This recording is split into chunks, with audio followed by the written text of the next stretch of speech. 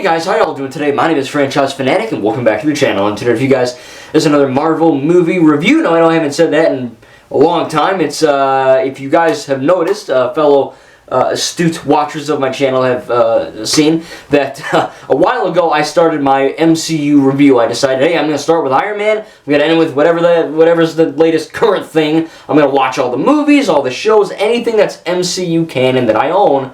I'm going to watch. And I started with Iron Man, and I went all the way through, and I got to Thor: The Dark World, and then I kind of stopped, primarily because of history. If you remember that time when I was in, college and all that. Not done with college, but I'm on break. So now I have some more free time than I would when I'm not doing 10,000 word papers or whatever, But we're back at it, and we are finally reviewing Captain America 2, a.k.a. Captain America: The Winter Soldier. Now, this kind of takes us back to a little bit of a simpler time, I guess, for a lot of reasons. Of course, this is not going to be a Marvel bad now thing, but they have been kind of declining a bit, right? We've been getting more toward the left messaging than we need, and this is a time when I guess you could argue they went political because he's Captain America, but generally and genuinely, back when this came out in 2014, I think this was just one of the better MCU films to come out, and upon seeing everything MCU, this is still one of the top tier MCU movies. Like, it's good for a reason, you know what I mean? It's very different. It's more of a spy espionage thriller, I guess. They have a lot of really good action scenes. A lot of the Marvel movies are kind of, built on their really good action scenes, and of course a majority of the films and shows and all that are really good. Of course, some of them like Miss Marvel or She-Hulk, or some of them, I guess, Thor: Love and Thunder, Black Widow, Black Panther, Wakanda Forever. Some of them have less good action than some of the other ones that have really good action. And this is one of the examples of some of the best action in the MCU. And it's honestly one of my favorite. Like, when I first saw this film in cinemas, I was probably a little too young. I also didn't have my glasses because I didn't know what the hell was going on. I just saw colors, and I was like, this is cool! You know what I mean? And obviously I didn't sound like that.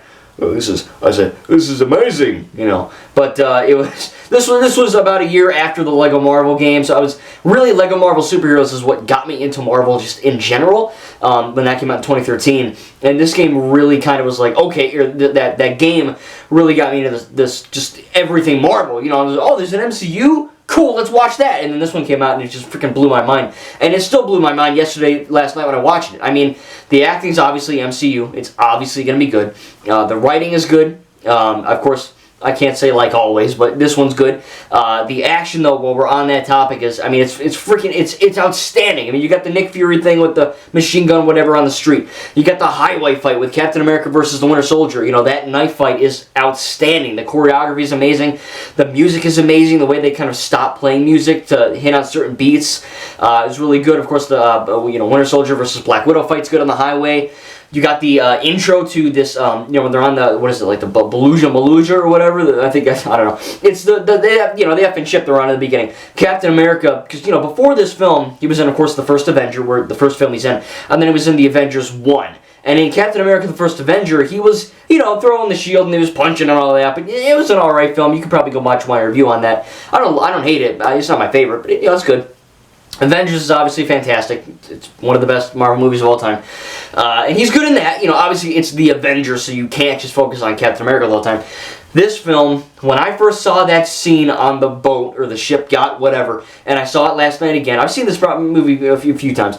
But, when he just throws his shield, and it, like, ricochets like a freaking boomerang, hitting these guys, and, that one pirate, or whatever they call it, he pulls out his pistol, and Captain America just freaking kicks him, he just drop kicks him.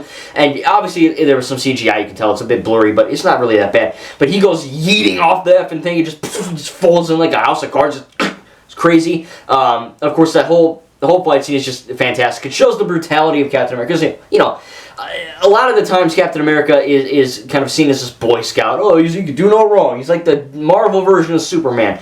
And this film shows that, yeah, he has a good moral compass, but he'll F you up big time if you're a bad guy. Like, if you're a bad guy, you gotta watch out, because he's gonna pummel you into the friggin' dirt, you know what I mean, with his shield, even, you know, I mean, he's hitting these guys with the boom, bam, boom, boom, you know, throwing them, hitting the guys. I look stupid, but, you know, in the movie, it looks good, but yeah, man, the action scenes are really, really good. It just flows great. It's brutal. Like, like, there's a guy trying to reach the alarm, and he throws a freaking knife into the guy's hand, and then he kicks him in the head.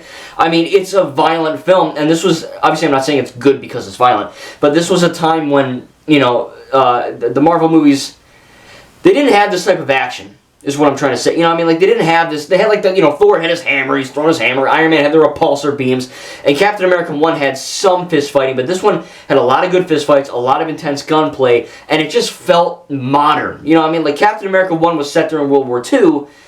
This film is obviously set in, whatever, 2014, whatever it takes place in this, because they do mention Stephen Strange, and obviously they would only know who that guy is if he's become Doctor Strange, so I think this movie actually takes place in the canon a little bit after the Doctor Strange film, which we'll get to. Correct me if I'm wrong, but this feels, you know, I mean, it feels like a modern espionage spy thriller, which the Marvel movies haven't done that before that. You know, it's been Iron Man, it's been Hulk, it's been Thor, or whatever, it's been the Avengers. And this one really set the stage that, no, we can evolve the MCU into stuff that isn't just what we've seen before. And making it a modern action thriller with a lot of gunplay really made it stand out. And the gunplay is amazing. The editing is great. The action is good. The story is really good with Alexander Pierce and Nick Fury. Having him really become one of the, you know, secondary characters is awesome. Having more, I guess, kind of weight to the Black Widow character, because before this, again, Black Widow has always been seen as this, you know, sexy spy, and that's all she really is. You know, she's just, oh, she's a double agent or whatever, you know. Her good looks get her out of whatever, and she's got 2 pistols. But this one really kind of gave her that, I guess, edge in not only combat, but also as a character. You know, there's a lot of moments where Black Widow straight up asks Steve, you know, Natasha's like, hey, if it came down to, you know, me having to save you, would you trust me? And in the beginning, they kind of have this trust issue, you know, because again, in the beginning of the movie, she's stealing intel from this thing for S.H.I.E.L.D., you know, and Steve's like, you effed up, you dummy. And she's like, well, what do you do? You know, and then in the end, she's like, well, you know, would you trust me? And Steve's like, yeah, I would. So it's not the most outstanding character arc in the world, but it works, and I think it's really good. And it's really something I haven't really picked up upon in a lot of other watches. You know, I watched these movies when I was a little younger, maybe like, I don't know, 15, 16, 17, whatever, and I got what was going on, right? I'm not stupid, I'm not a brain-dead idiot, but at the same time, I'm like, okay, I never really pieced it together, because this time I was watching it for a review. I was, you know, what can I say that's net, what can I say that's bad, what can I say that I really like, and, you know, how do I build on that? I don't want to say, oh, action good, move on. I want to give you reasons why, and I think Scarlett Johansson did a good job playing Black Widow in this. Of course, she's always good as Black Widow, but this film really gave her a lot of, you know, I guess, supporting character arcs, which is, you know, kind of cool to see in a Marvel movie. I know we get a lot of character arcs in the show, but speaking of character arcs, man, we got to talk about the freaking Winter Soldier, baby. Bucky Buchanan Barnes. James Buchanan Barnes. He was always a good actor in you know, probably his worst performances in the first Avenger. Not bad. It's just whatever. You know, he's just a side character. He makes jokes and whatever. But in this one, with Steve even thinking he's dead and him getting his mind erased and all that, and that really kind of bleeds into the comics of the Winter Soldier comics. I haven't read all of them, but I do have a lot of Winter Soldier comics, at least with the character in it, that I read a lot, and I still have them, but you know, I read them a lot in high school during breaks or, you know, whatever. But it was really cool to read those comics and kind of watch this film. I even watched it again last night and go, wow, they did it, you know, I mean, they did it good, and it actually works, you know, I mean, he's a good character, he's well written, they did the whole, you know, arm falling off, getting the really badass mechanical arm, mechanical? Botanical? Bionical? No.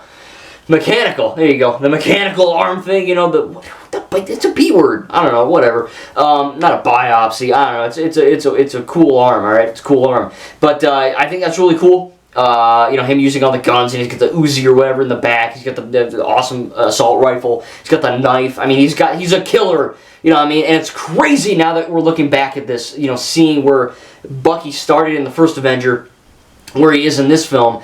Basically a mindless killer, you know, I guess kind of like Taskmaster in the Black Widow film, just better written.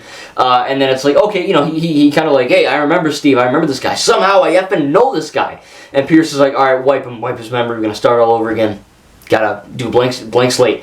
And from that, of course, he kind of gets it a bit. You know, Steve says, "I'm with you to the end of the line," and that kind of, oh boy, light bulb, you know. But I think that's a cool concept that he has this gut feeling that I know this guy somewhere. It's like you know, I don't know. It's like you you know, when I was in Disney World when I was a kid, my mom bumped into Mark Hamill on our way to the bathroom, and I was like, Mom.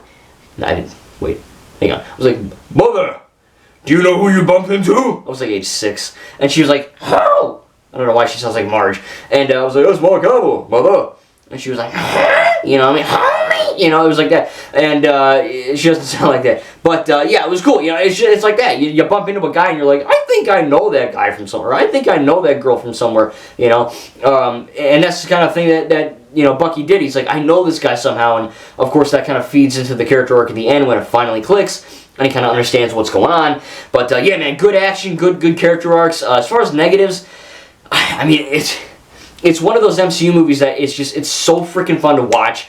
As a comic book fan, as a big comic book Marvel nerd, seeing Arnim Zola was cool. You know, you look at Ant-Man and the Wasp: Quantumania, and you see MODOK in that. It's very, very iconic, right? It's very you know, very stitched and very neat to the comic, right? It's just a giant ass baby face and a mechanical tiny baby noodle arms. That's what it is in the comics. So I don't got a problem with that. What I do have a problem with is the shitty CGI in his face. That's another different story. But that, for Quantumania, they took that character design of MODOK and they made it basically head on to the comics. This, they didn't go, okay, let's get a you know, a walking dude, you know, with a giant ass TV head, you know, like those old animatronic, you know, box TVs. I had one, you probably had one too. And you know, they just stuck it on the guy's head. No, they said, let's get this room full of SHIELD stuff and let's make it feel modern. And I don't mind if they made it, you know, authentic to the comics, like in Quantumania. But again, that just gives air to the idea that, or you know, gives life to the idea that there is this modern touch to everything. And I think it's really, really well done in that aspect. But yeah, I mean, as far as negatives, like I said, I think that maybe the old lady Peggy Carter, I don't know if that's prosthetics or CGI. It looked good, but then the more you look at it in these close shots, it does kind of, you gotta suspend your disbelief a little bit because she's actually not old. She was really sexy when that came. I don't know. She's probably still hot. Haley Atwell, I think, but you know, she wasn't an old woman when they filmed this in 2014, as you probably know. So there was that, and then you know they do that flashback with skinny Steve Rogers. You could just tell they did a effing, you know, face. Digitally, not physically. They digitally cut your face off. They stick it on some other guy. It's not bad, but you can tell. You know, I mean, you couldn't really tell in the first film because they really wanted to pound home that this is happening. But in this one, it's just a little flashback, and it is a little bit jarring. Not gonna lie. But you know, there's nothing woke as far as I know. I know some people might say Captain America's left because he believes in God. I don't know, whatever. Or he's right because he whatever. I don't care. Nothing woke in this. You know what I mean? It was just good action, very good action, good writing, good action set pieces. I mean, the Falcon, he's hell. Falcon's the new Captain America. That's cool. You know what I mean? So we're seeing a lot of these, you know, awesome character traits that kind of blend into this other stuff, which is, you know, into the future stuff that we're getting, or even the current stuff. You know, you look at the end credit scene, you get Quicksilver, which he didn't last long, but then you got Scarlet Witch, you know, Elizabeth Olsen's character. I mean, that's cool. You know what I mean? We see her in just playing with blocks, just, and then the, you know, screen explodes, but my TV didn't blow up, you know, you know, but in that, I think it's really cool that this is just like a little taste into what we're going to get with Scarlet Witch. And then we get, of course, Age of Ultron, and then it goes from there. But it's really cool to see with, like, Multiverse of Madness and WandaVision where this character is at. And, of course, that's not really nothing toward the film itself because I have to review it as if it came out that day. You know, I can't review it in hindsight. But I think that's a cool little touch. But, again, man, it's negatives. There's really not too many. And they didn't really, you know, take me out of the movie at all. I think it's really fun. It's probably one of the better... It's easily in my top 10 MCU films, for sure. I mean, right now, off the top of my head, go Guardians 3... Avengers Infinity War, Avengers Endgame, Winter Soldier, and I don't know, like Shang-Chi, I guess the Moon Knight show, I don't know. But, you know, I genuinely love the MCU, and I know they faltered a bit with Phase 4. Hopefully Phase 5 doesn't have any more woke crap. We can just get back to what this film was. I don't need it to be modern. I don't need there to be extreme gunplay. I just need it to be a good, message-free film that has a lot of awesome set pieces, good writing, good character arcs, good action, good plot, good acting, good all of it.